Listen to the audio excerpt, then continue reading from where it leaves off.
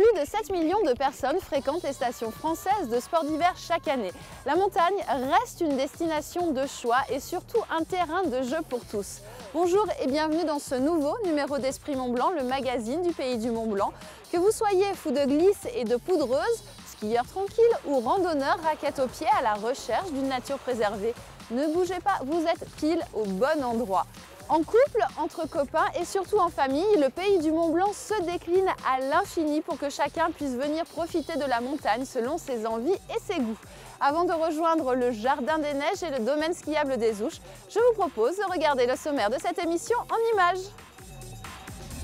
Vous êtes à la recherche d'un hébergement inattendu pour passer un moment inoubliable. Nous avons déniché pour vous une bulle transparente et douillette avec vue imprenable sur le Mont Blanc. Les nouvelles glisses font désormais partie intégrante du paysage alpin. De nombreuses stations ont décidé de jouer cette carte très tendance et véritablement ludique avec des espaces dédiés à ces nouvelles pratiques. La Coupe du Monde de ski alpin fait une fois encore étape à Chamonix sur la mythique Verte des Ouches. Le Camp d'Art se prépare à recevoir les meilleurs descendeurs du monde. Et nous terminerons cette émission par une partie de golf, mais petite surprise, puisque ce sera sur neige, saison oblige. Avez-vous déjà rêvé de passer une nuit à la Belle Étoile avec une vue imprenable sur le massif du Mont Blanc? Eh bien, vous allez pouvoir passer du rêve à la réalité grâce à une bulle transparente installée à l'abri des regards à proximité du village de Combloux. Je vous propose de découvrir ce petit nid douillet et inattendu.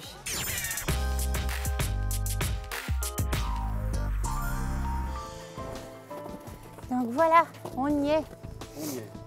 Donc vous allez dormir dans une bulle d'air qui est gonflée. Bienvenue! Laurence et Gérard ont réservé une nuit dans cet hôtel particulier, insolite et éphémère, une bulle transparente. C'est ici, sur les hauteurs de Combloux, dans un alpage à l'abri des regards, qu'ils vont profiter d'une nuit nature étoilée face au massif du Mont Blanc, dans une chambre d'hôtel qui n'en est pas vraiment une. Disons que j'avais appris que quelque chose comme ça existait, donc ça m'intéressait de pouvoir voir ça de près. Et puis ensuite, j'avais un anniversaire à fêter. C'est les 20 ans de notre première rencontre. Et voilà, donc je me suis dit, pourquoi pas ça? Et puis je pense que c'est une réussite parce que ça a l'air très sympathique. Et on n'a encore pas fait la nuit ni le repas, mais je pense que ça va être une super soirée. Voilà. J'ai vu quelque chose de magique et d'un peu surnaturel, posé dans la neige. Voilà, j'ai été très surprise. Au programme, un dîner en tête-à-tête avec un menu gastronomique livré à domicile. Entrées, plats, fromages et desserts sont maintenus à température idéale dans l'annexe de la bulle. En fait, on travaille surtout au feeling avec l'envie du moment. Donc là, comme on sort de la période des fêtes, on est dans le foie gras. On a imaginé ça pour l'entrée. Après, la volaille de Bresse, c'est très festif avec les morilles. Et puis avec notre système de bouillotte, ça reste très chaud. Après la présentation, le chef s'éclipse pour laisser Gérard et Laurence profiter à leur rythme de leur dîner et de leur soirée sous les étoiles. Bonne nuit.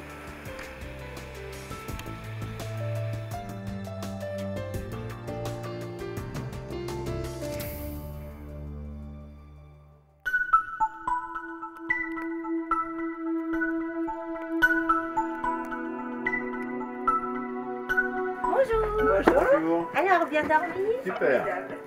On a eu un petit peu de peine à s'endormir parce qu'il y avait quand même beaucoup de clarté. On est surpris par le fait que ça ne fait pas nuit, quoi. Donc, et on a regardé les étoiles, on a regardé tout ça, et on a bien dormi, voilà.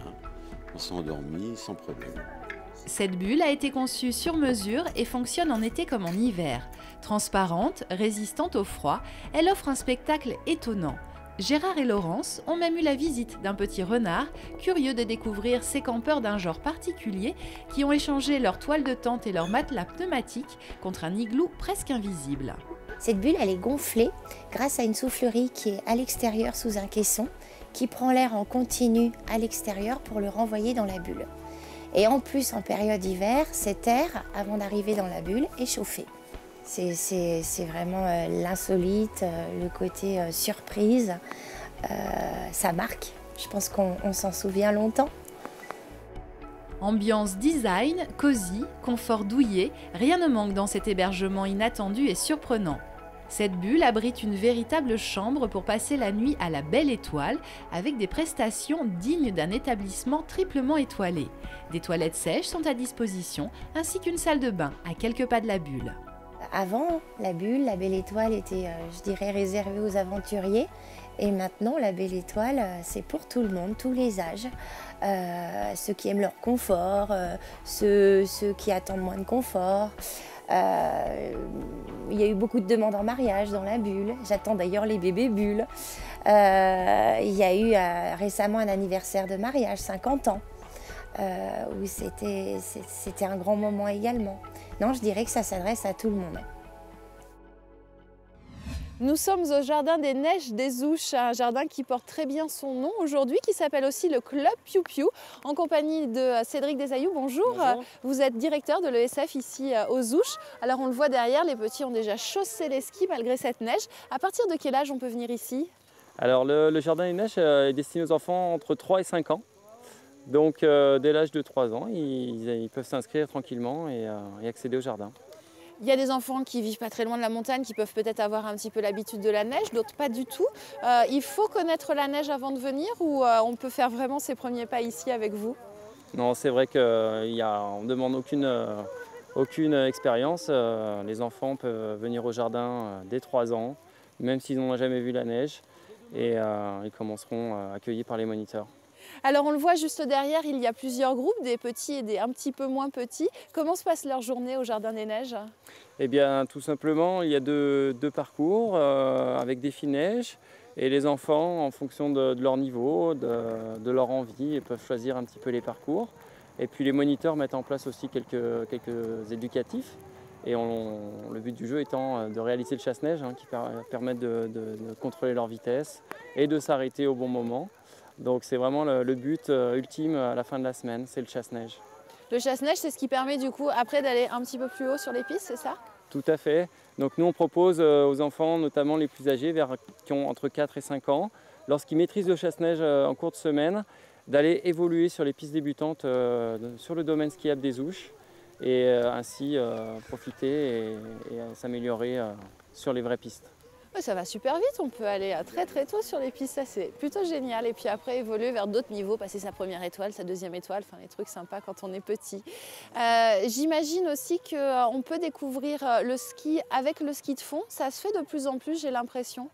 Tout à fait, c'est vraiment un aspect très ludique, très important. On travaille notamment beaucoup l'équilibre grâce au ski de fond et on le développe. Et les scolaires notamment font du ski de fond régulièrement pendant l'hiver. Et c'est très apprécié des enfants et des parents. Oui, j'ai l'impression qu'ils s'éclatent bien quand même les enfants ici, non? C'est un joli moment. C'est un chouette jardin, c'est un chouette endroit pour s'amuser. Ils ont la banane. Merci beaucoup en tous les cas Cédric de nous avoir reçus ici. Moi je vous propose maintenant de prendre la direction des Contamines Montjoie où nous sommes partis à la rencontre de passionnés de nouvelles glisses. Ce sera peut-être leur envie un petit peu plus tard.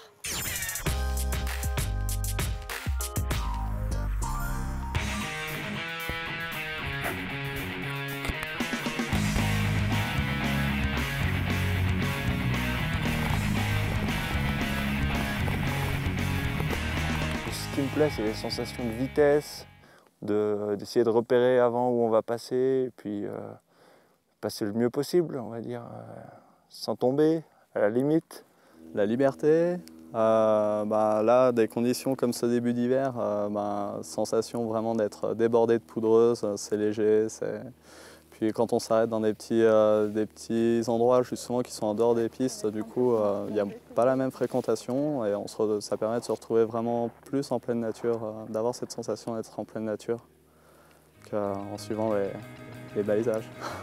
Poudreuse, parc aménagé, sensations nouvelles, aujourd'hui en ski comme en surf, le hors-limite est à portée de main. Parce que l'essentiel de la glisse ne se résume plus au domaine traditionnel, les skieurs et surfeurs n'hésitent plus à tester de nouvelles glisses et d'autres sensations. Nouvel espace, aménagé et surtout prisé, le border cross. Un champ de neige transformé en terrain de jeu, une activité ludique devenue discipline olympique en 2006. On va retrouver des bosses, des virages relevés, des whoops, un enchaînement de bosses. Donc ça sort un peu de l'aspect piste traditionnelle où c'est toujours un peu lisse et plat. J'aime bien un peu la vitesse et les sauts. M'amuser parce qu'il y a des bosses, tout ça, puis bon, on s'amuse quoi. J'aime bien quand ça saute. Des enfants comblés, des adultes tout aussi séduits par le saut ou la vitesse. Le border cross est aussi une école de ski pour tous ceux qui ont dépassé le niveau débutant. Avec sérieux, sécurité et plaisir, les amateurs de border cross ont de quoi progresser très vite, quel que soit leur âge. Je pense que dans un apprentissage, c'est quelque chose qui est vraiment intéressant pour progresser sur le plan technique en ski. Parce qu'il va falloir adapter ces techniques et puis ça demande plus de contraintes et plus d'adaptation du skieur. Si le border cross séduit de plus en plus et se pratique chaque année un peu plus au pays du Mont-Blanc, il ne résume pas à lui seul le phénomène des nouvelles glisses. Le freeride séduit aussi beaucoup. Évasion, liberté, glisse. Déconseillé dans certains terrains, le freeride peut une fois encadré et à proximité des pistes damées se pratiquer en sécurité. Déjà, il faut savoir skier sur la piste, assez comme il faut. Après, il faut avoir le matériel adéquat pour leur piste, qui soit des skis qui ont une bonne portance, donc assez large. Ça ne s'improvise pas du tout parce que souvent c'est le gros problème, c'est quand on voit des traces, on croit que tout le monde peut le faire et que c'est sûr parce qu'il y a déjà des gens qui sont passés, mais pas du tout en fait. C'est peut-être des gens très forts qui connaissent le terrain, qui connaissent le domaine, qui sont allés et avec un certain niveau. Donc c'est pas parce que d'une part il y a des traces qu'on va les suivre bêtement, et ensuite par contre il y a plein d'informations qu'on peut avoir et plein de formations qu'on peut faire pour justement acquérir des bases qui nous permettent d'évoluer en sécurité dans ce genre de domaine. Le freeride en toute sécurité, le border cross, attire naturellement les plus jeunes, ce qui n'empêche pas les autres de s'essayer à de nouvelles glisses synonymes de nouveaux plaisirs. Le matériel actuel, développé depuis plusieurs années, facilite aussi ces nouvelles pratiques, désormais considérées comme populaires. Je pense que ça touche beaucoup de personnes, surtout les jeunes, parce que c'est des disciplines plus fun, plus sympas.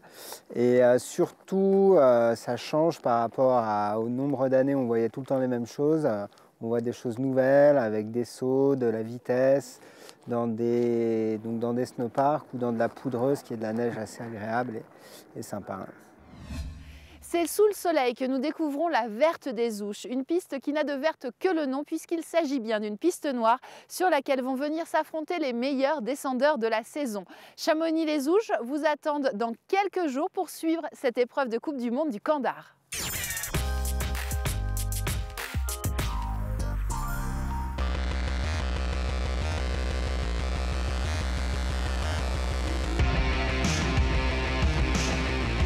C'est déjà une fierté internationale puisqu'il y a peu de stations qui accueillent des Coupes du Monde. Donc on fait déjà partie des stations privilégiées. Et puis c'est le meilleur moyen de communiquer sur le ski aujourd'hui puisque les retombées médiatiques de l'année dernière, c'est 20 télés qui ont diffusé la course. Il y a eu 90 heures de télé et 224 millions de téléspectateurs. Donc c'est sûr que c'est une vraie chance pour la vallée de Chamonix de pouvoir organiser une Coupe du Monde et de profiter des retombées médiatiques.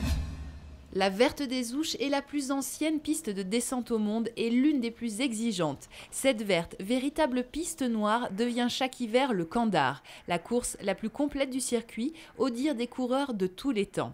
Plus de 3 km de piste, avec une pente moyenne à 27% et des pointes pour les coureurs à près de 120 km/h, le Kandar effraie, fascine et attire. Pour ma part, je pense que c'est déjà l'une des plus belles pistes du circuit Coupe du Monde. La chose importante sur une piste de descente, c'est que toutes les difficultés sont représentées. C'est-à-dire qu'on a des sauts, comme ici sur la cassure, on en a un deuxième au goulet, on a des virages très techniques qui sont rochers blancs et sapécis, on a des parties glisses qui sont quand même assez difficiles à négocier, les coureurs peuvent perdre pas mal de temps à ces endroits-là. Et puis après, on arrive dans le chose final où on arrive quand même à 1 minute 40 de course et les jambes commencent à être un peu chaudes.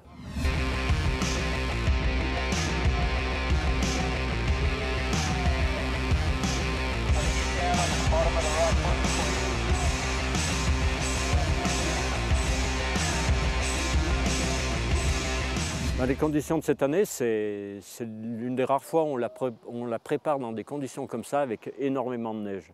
Là, l'endroit où on a à peu près 1m20, entre 1m20 et 1m30 de neige damée. Donc c'est exceptionnel. Donc là maintenant, la partie qui va jouer, c'est de durcir cette neige. Ça c'est important, on va injecter de l'eau, bon ça on sait faire. Voilà. Mais autrement, la matière première, on l'a en quantité, c'est pas mal. Les meilleurs coureurs du circuit de Coupe du Monde de ski alpin vont s'affronter ici et tenter avant tout de dominer cette piste qui n'autorise aucune erreur. Guy Perilla, Ketil Andrea Mott, Hermann Mayer, les plus grands se sont imposés ici où personne ne part favori. Les plus grands se sont aussi cassés les dents sur cette piste à la hauteur du sommet qui la domine. Alors on va évidemment applaudir l'équipe de France puisqu'on est les premiers supporters et dans l'équipe de France on va forcément supporter un peu plus notre chamonniard Guillermo Fayed qui est le fer de lance du club des sports. Voilà, on espère tous, on a récupéré une descente de plus donc on espère tous qu'il va faire son premier podium en Coupe du Monde chez nous, ce serait juste fabuleux et c'est aussi un peu pour ça qu'on fait tout ce travail. C'est pour que nos sportifs puissent briller à la maison.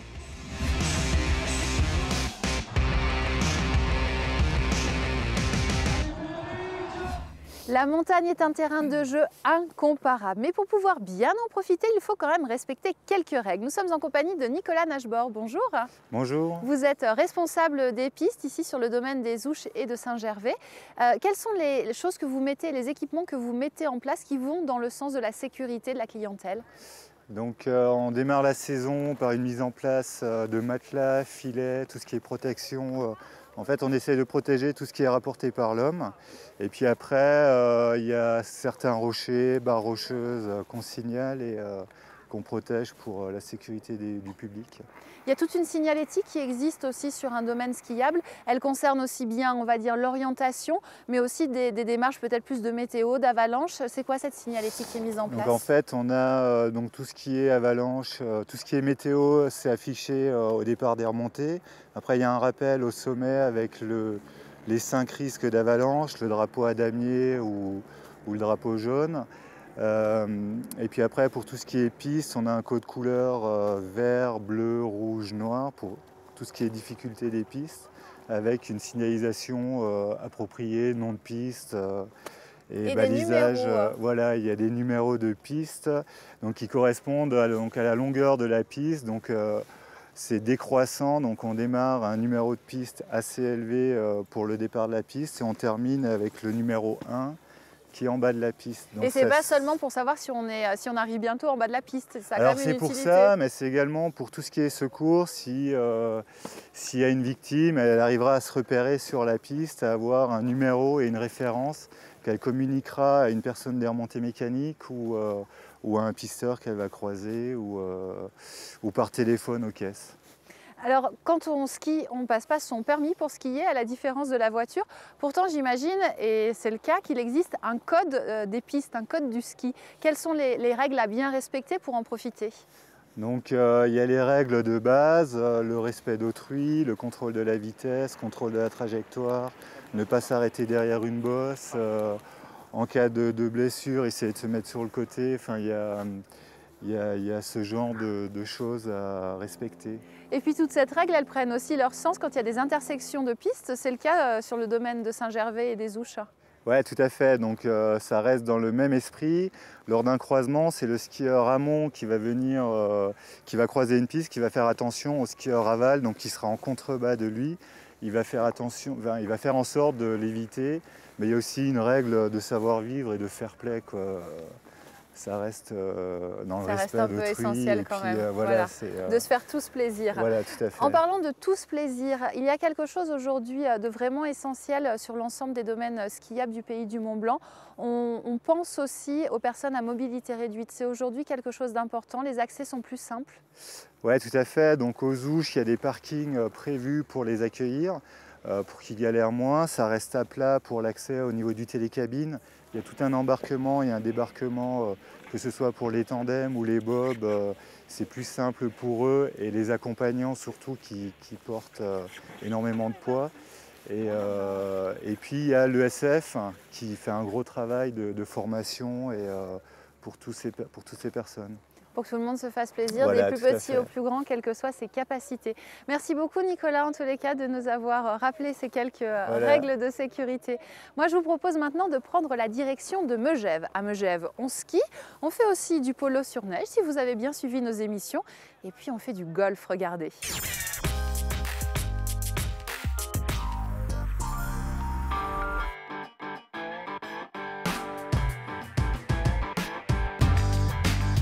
Terrain de jeu immaculé pour partie de golf animée. Voici le leitmotiv de la Snow Golf Cup de Megève. Chaque année, la promesse de vivre une expérience unique en plein cœur du pays du Mont-Blanc attire de nombreuses personnalités, golfeurs confirmés ou amateurs et enfants.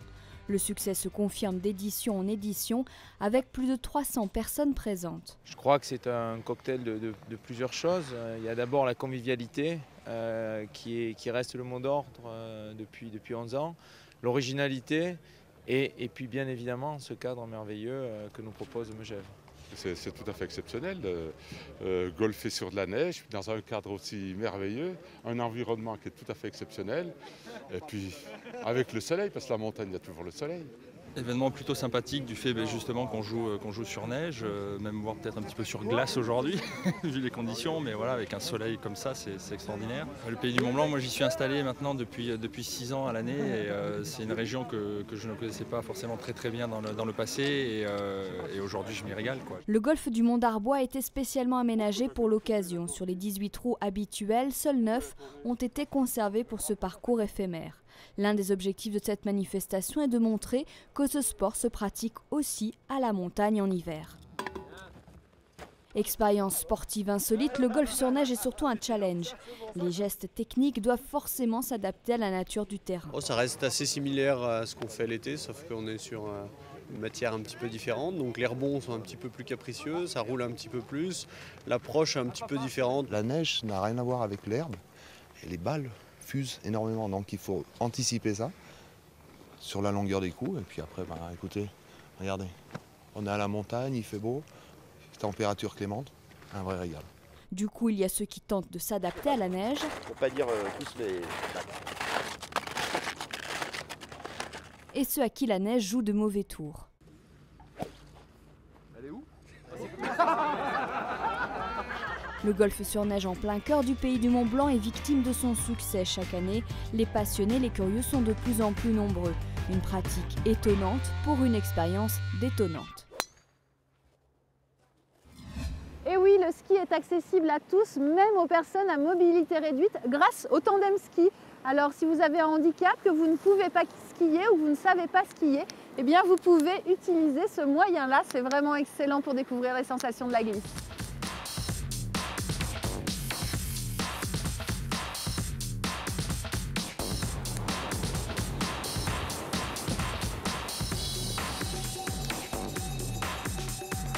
Et je vous propose de regarder l'agenda du pays du Mont-Blanc en images. Le Candar, la Coupe du Monde de ski alpin messieurs, vous accueille à Chamonix-Mont-Blanc sur la Verte des Ouches les 3 et 4 février pour une épreuve de descente et le 5 février pour le super combiné. Un rendez-vous de l'élite du ski mondial devenu incontournable grâce à la coopération de tous les acteurs locaux. La 12e BMW Megève Winter Golf se déroulera du 5 au 12 février. Cette compétition est devenue le rendez-vous référence des amateurs de balles orange et de white fizz, un rendez-vous à ne pas manquer. Le vendredi 10 février, participez au Mountain Ski Tour, une course de montagne en montée de plus de 700 mètres de dénivelé, un départ en ligne au Contamine-Montjoie et une arrivée au Signal, le tout se terminant par un repas en altitude. Cette course est ouverte à tous les randonneurs à ski. Venez tester et découvrir de nombreux sports de glisse alternatifs au ski alpin à l'occasion des Freestyle Days de Pras-sur-Arly. De nombreuses animations et un show nocturne au pied des pistes rassemblant les meilleurs freestylers de la région et les amateurs de sensations fortes sont prévus les 11 et 12 février prochains. Pour plus d'infos sur les événements à ne pas manquer, rendez-vous sur le www.pays-du-mont-blanc.com. C'est la fin de cette émission consacrée au ski pour tous et pour toute la famille. Moi, j'ai rechaussé les skis pour une dernière descente. N'hésitez pas à vous connecter sur le site internet qui s'affiche à l'écran. Vous retrouverez toutes les informations utiles pour faire de vos vacances au Pays du Mont-Blanc un moment inoubliable. Et vous pourrez retrouver aussi le Pays du Mont-Blanc en images sur sa web TV www.montblanc.tv. Nous, on se retrouve très vite pour de nouvelles aventures sur la neige.